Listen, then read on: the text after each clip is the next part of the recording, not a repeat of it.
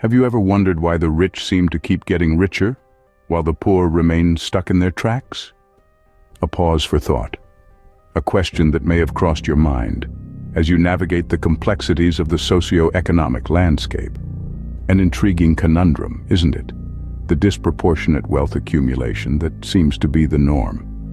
But what if we told you that there are underlying mechanisms that drive this phenomenon? Well, the answer lies in understanding the mechanisms of wealth accumulation. Wealth accumulation is not a complex concept, but it's often misunderstood. At its core, it's a simple equation of earning more, spending less, and wisely investing the difference. Let's begin with savings. It's not just about stashing away every spare penny in a dusty old piggy bank. It's about understanding your income, controlling your expenses, and creating a buffer for financial security. But saving alone isn't enough to accumulate substantial wealth. It's merely the first step. This brings us to investments. Now imagine your savings as seeds. If you let them sit in a jar, they'll remain just that, seeds. But if you plant them, give them enough sunlight, water, and care, they'll grow into plants, then trees, and eventually a lush forest. Investing your savings is like planting those seeds. It allows your money to grow and flourish. Investments can take many forms: stocks, bonds, real estate, mutual funds, or even starting your own business. The key is to diversify, spreading your seeds across different types of investments to reduce risk and increase potential returns. And remember, investing isn't a get-rich-quick scheme. It requires patience, research, and a bit of courage. Now let's talk about a magical concept that makes the rich richer: compound interest. Albert Einstein once referred to it as the eighth wonder of the world. Compound interest is the interest earned on your initial investment, plus all the interest accumulated over time. It's like a snowball rolling down a hill. It starts small, but as it rolls, it gathers more snow and grows larger and faster. With compound interest, your wealth doesn't just grow, it multiplies. In essence, wealth accumulation is about money making money. It's about making smart decisions today that will lead to a prosperous tomorrow. It's about understanding that wealth isn't just about having a lot of money. It's about having time and freedom, the freedom to live life on your own terms. Now that we've grasped the fundamentals of wealth accumulation, let's delve into the specific mechanisms that the wealthy use to their advantage. The wealthy have access to a variety of mechanisms that allow them to accumulate wealth at a faster pace. Now let's delve into some of these mechanisms to understand their role in wealth accumulation. First off, we have the concept of leveraging debt. It may seem counterintuitive to think of debt as a wealth-building tool, but when used strategically, it can be a powerful ally. For instance, many affluent individuals use borrowed money to invest in ventures that yield higher returns than the interest on the debt. It's like using someone else's ladder to reach the top of the tree, and then reaping the fruit all for yourself. Next, we have the practice of investing and appreciating assets. This is a cornerstone of wealth creation. The wealthy understand that money itself does not grow. It's what you do with it that matters. They invest in assets that increase in value over time, such as real estate, stocks, or businesses.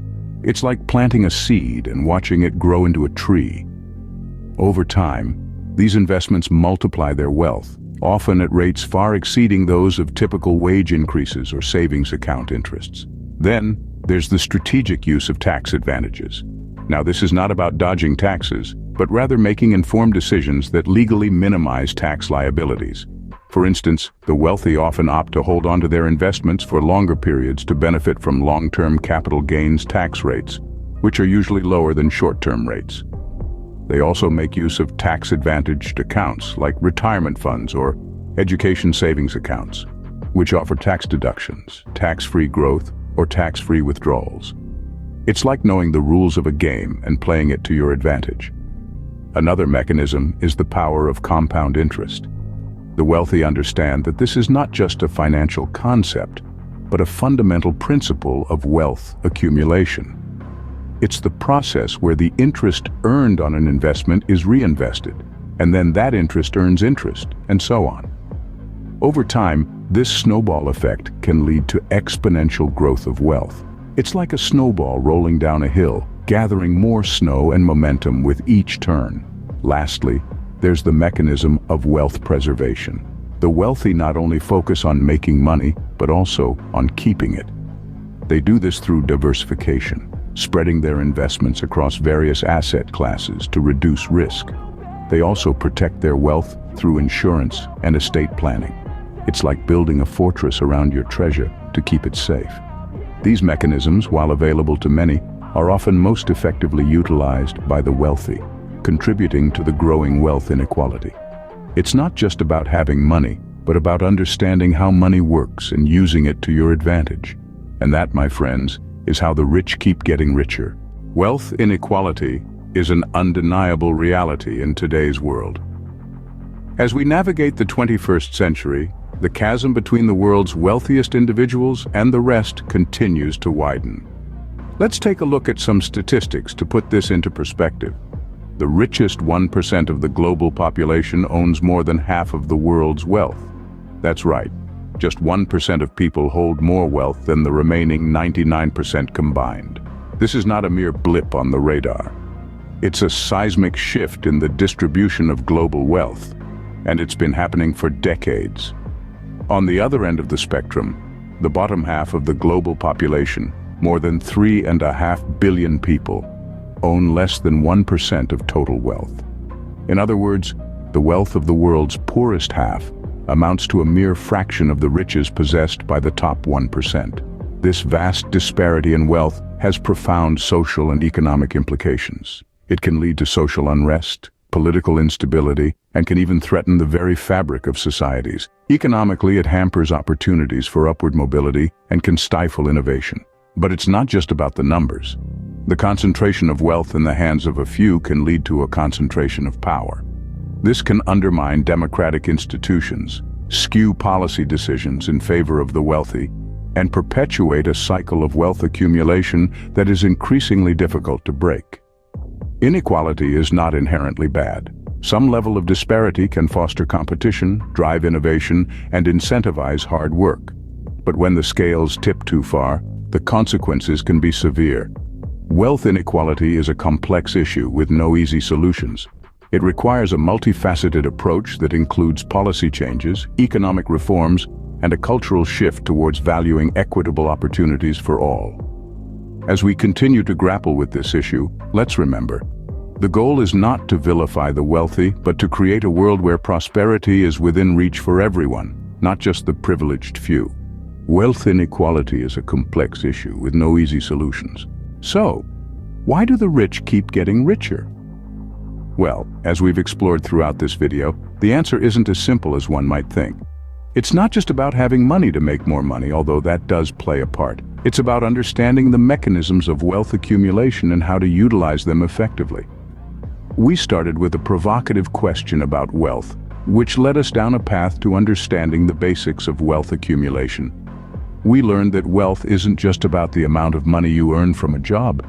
It's about assets and investments and how those can grow over time. It's about understanding the difference between income and wealth and realizing that increasing your wealth is often more about smart investments and asset management than it is about earning a high salary. From there, we explored the mechanisms of wealth. We delved into the world of investments, real estate, stocks, bonds, and other forms of assets. We discussed how these assets can generate income over time, and how that income can then be reinvested to create even more wealth. We also touched on the role of inheritance and how it can drastically increase a person's wealth, especially when that inheritance includes assets that can continue to generate income. We then moved on to the topic of wealth inequality today. We looked at the staggering differences in wealth between the richest and the poorest, and we discussed how these differences are not only persistent, but often growing. We talked about how the rich have access to better financial advice and more opportunities for investment, which can help them grow their wealth at a faster rate. Now, as we sum up, it's important to remember that while the mechanisms of wealth accumulation are accessible to many, they are not always easy to understand or utilize effectively. It requires knowledge, strategy, and often a bit of luck. But the more we understand these mechanisms, the better equipped we are to use them to our advantage. The wealth gap is a complex issue with many contributing factors. It's not simply a matter of the rich being greedy or the poor being lazy. It's a cycle that has been perpetuated over time, often through systems and structures that favor those who already have wealth. While the mechanisms of wealth accumulation are accessible to many, their effective utilization often leads to a widening wealth gap, creating a cycle where the rich indeed keep getting richer.